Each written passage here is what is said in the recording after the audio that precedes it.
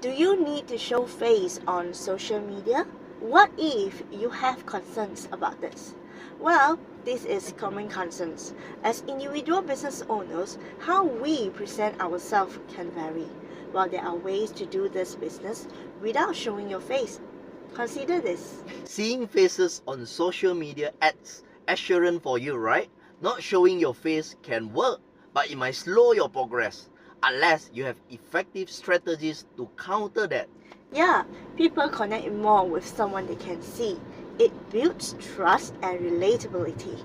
However, if you are really uncomfortable, there are still options. You can focus on content that showcases your voice, expertise, or even creative visuals that don't include your face.